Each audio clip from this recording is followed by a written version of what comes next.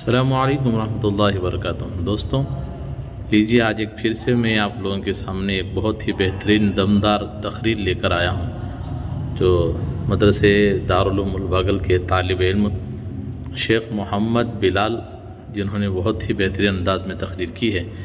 آپ اس کو ضرور سنیے گا اور آخر میں ہمارے اس چینل کو لے کر شیئر ضرور کیجیے۔ ورحمۃ اللہ وبرکاتہ۔ الحمد للہ رب العالمین والصلاة والسلام على سید الانبیاء والمرسلین، اما بعد فاعوذ باللہ من الشیطان الرجیم، بسم اللہ الرحمن الرحیم۔ واعتصموا بحبل اللہ جميعا ولا تفرقوا واذكروا نعمة الله عليكم إذ كنتم أعداء فألف بين قلوبكم فأصبحتم بنعمته إخوانا وكنتم على شفا حفرة من النار فأنقذكم منها كذلك يبين الله لكم آياته لعلكم تهتدون۔ وقال الله تبارك وتعالى في موضع آخر: وأطيعوا الله ورسوله ولا تنازعوا فتفشلوا وتذهب ريحكم واصبروا إن الله مع الصابرين۔ صدق الله العظيم۔ وقال النبي صلى الله عليه وسلم: المسلم أخو المسلم۔ وقال النبي صلى الله عليه وسلم: المسلمون كجسد واحد، أو كما قال عليه الصلاة والسلام۔ محترم مدرسہ، مشفق اساتذہ اکرام اور میرے عزیز بھائیوں، آج میں آپ حضرات کے سامنے دو آیتیں تلاوت کی ہے۔ پہلی آیت سورہ ال عمران سورہ نمبر 3 پارہ نمبر 4 آیت نمبر 103 کی ہے، اور دوسری آیت سورہ انفال سورہ نمبر 8 پارہ نمبر 10 آیت نمبر 46 کی ہے، جن کی مناسبت سے میری تقریر کا عنوان ہے: کیا اب بھی اتحاد ضروری نہیں ہوا؟ دراصل یہ سوال میں آپ حضرات سے پوچھنا چاہتا ہوں۔ میری پوری تقریر سننے کے بعد آپ اپنے دل سے اور آپ اپنے دل میں اس کا جواب دیجئے گا، کیا اب بھی اتحاد ضروری نہیں ہوا؟ محترم حاضرین، آج کی اس محفل میں میرا اصل مقصد اپنے مسلمان بھائیوں اور امت مسلمہ کے غیور فرزندوں کے سامنے عالم اسلام کے حالات کو بیان کرنا ہے۔ انہیں یہ بتلانا ہے کہ پوری دنیا میں مسلمان کن مسائل کا شکار ہیں، کن حالات سے دوچار ہیں، مسلمان بچوں پر کیا بیت رہی ہے، مسلمان ماؤں اور بہنوں کے ساتھ کیا کچھ کیا جا رہا ہے، اور ان حالات میں ہم ان مسلمانوں کے لیے اور عالم اسلام کی حفاظت و دفاع کے لیے کیا کچھ کر سکتے ہیں، اور یہ حالات مسلمانوں پر کب، کیوں اور کیسے آئے، اور یہ حالات کب تک آتے رہیں گے۔ ان تمام باتوں پر غور کرنے کے لیے اس محفل کا انعقاد کیا گیا ہے۔ اللہ رب العزت ہمارے سننے سنانے کو قبول فرمائے اور ہماری اس مختصر سی گفتگو کو عالم اسلام کا مسائل کا حل بنائے، آمین۔ کہ ظلم و جبر کی پہچان مٹا کر رکھ دو، اٹھوں اب دہر میں گہرام مچا کر رکھ دو۔ ظلم و جبر کی پہچان مٹا کر رکھ دو، اٹھوں اب دہر میں گہرام مچا کر رکھ دو۔ ہمیں جو خشک تنکا سمجھنے کی بھول کرتے ہیں، ہمیں جو خشک تنکا سمجھنے کی بھول کرتے ہیں، ان دشمن ملک دی کو کھلیان جلا کر رکھ دو۔ کہ لشکر بھی تمہارا ہے، سردار بھی تمہارا ہے، کہ لشکر بھی تمہارا ہے، سردار بھی تمہارا ہے۔ تم جھوٹ کو سچ لکھ دو، اخبار بھی تمہارا ہے۔ اور اس دور کے فریادی جائے تو جائے کہاں، حکومت بھی تمہاری ہے، دربار بھی تمہارا ہے۔ زمانہ جب بارود کی بوچھاڑ بنتا ہے، زمانہ جب بارود کی بوچھاڑ بنتا ہے، ہمارا حوصلہ فولاد کی دیوار بنتا ہے۔ اور تمہارا ظلم کافی ہے ہمیں بیدار کرنے کو، تمہارا ظلم کافی ہے ہمیں بیدار کرنے کو۔ جو لوہا ضرب سہتا ہے وہی ہتھیار بنتا ہے۔ محترم حاضرین، آج مسلمانوں کے اندر نفرتیں، عداوتیں، نفاق، بغض و حسد، کینہ جیسی بری عادتیں جنم لی ہے۔ آج مسلمانوں کی مختلف تنظیمیں، مختلف جماعتیں آپسی اتحاد و اتفاق کا نام نشان نہیں رکھا۔ آج کوئی اپنے آپ کو بریلوی کہتا ہے، کوئی اپنے آپ کو شیعہ کہتا ہے، کوئی اپنے آپ کو سنی کہتا ہے، آج کوئی اپنے آپ کو دیوبندی کہتا ہے، کوئی اپنے آپ کو اہل حدیث کہتا ہے۔ آج مسلمانوں کے اندر اتحاد کا نام و نشان نہیں ہے۔ آج مسلمان ہر فرقے میں بٹے ہوئے ہیں۔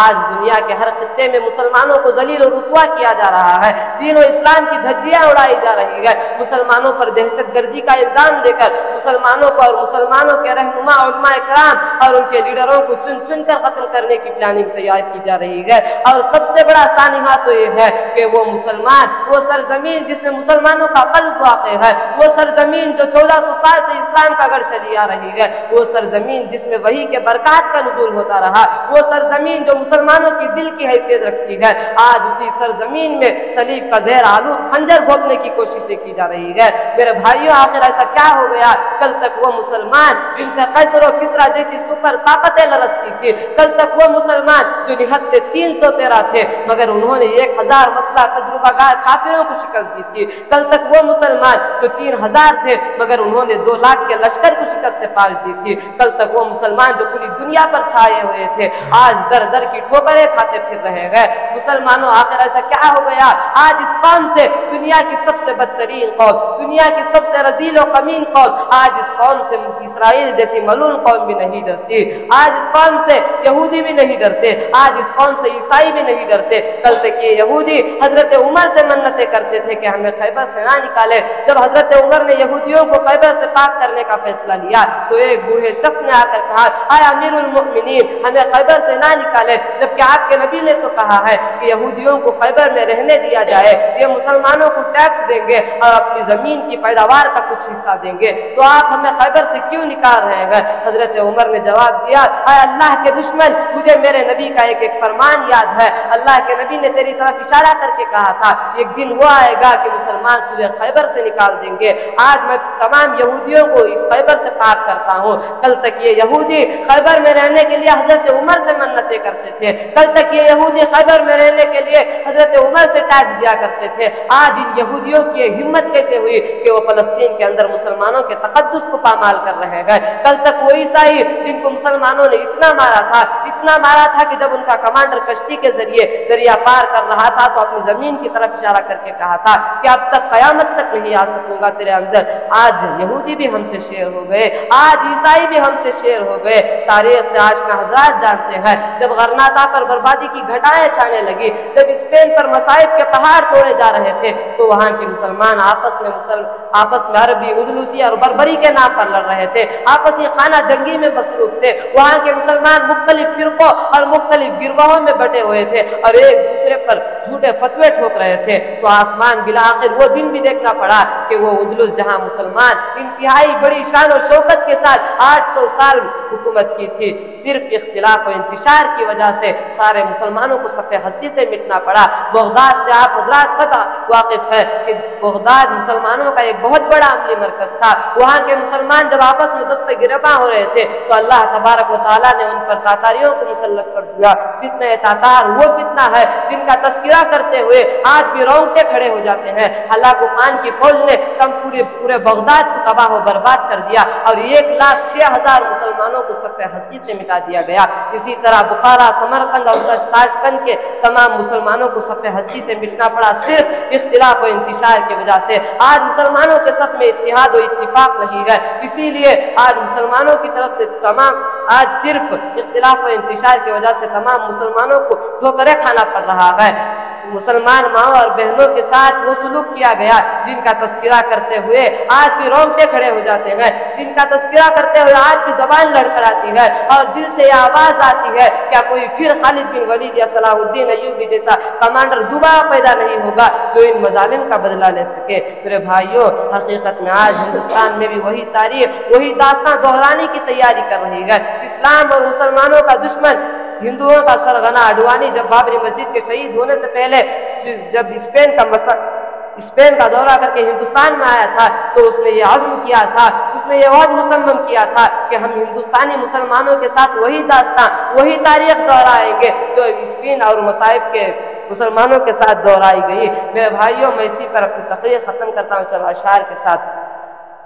اے لا الہ کے وارث باقی نہیں گا تجھ میں گفتار دل برانا، کردار قاہرانہ۔ اے لا الہ کے وارث باقی نہیں گا تجھ میں گفتار دل برانہ کردار قاہرانہ. تیری نگاہ سے دل سینوں میں کانپتے تھے, تیری نگاہ سے دل سینوں میں کانپتے تھے. کھویا گیا ہے تیرا جذب قلندرانہ. ہم بدل سکتے ہیں جذبات بدل سکتے ہیں, ہم بدل سکتے ہیں جذبات بدل سکتے ہیں. ملک کے فکر و خیالات بدل سکتے ہیں, موجودہ دور کے دن رات بدل سکتے ہیں. ہم بدل جائے تو یہ حالات بدل سکتے ہیں. کہ سوچا ہے کفیل اب اس کچھ بھی ہو ہر حال میں اپنا حق لیں گے. کہ سوچا ہے کفیل اب اس کچھ بھی ہو ہر حال میں اپنا حق لیں گے. عزت سے جیے تو جی لیں گے یا جام شہادت پی لیں گے. آخر میں اللہ رب العالمین سے دعا ہے, اللہ رب العالمین ہم تمام مسلمانوں کو اتحاد و اتفاق کے ساتھ زندگی گزارنے کی توفیق عطا فرمائے. آمین. وآخر دعوانا الحمدللہ رب العالمین. والسلام علیکم ورحمۃ اللہ.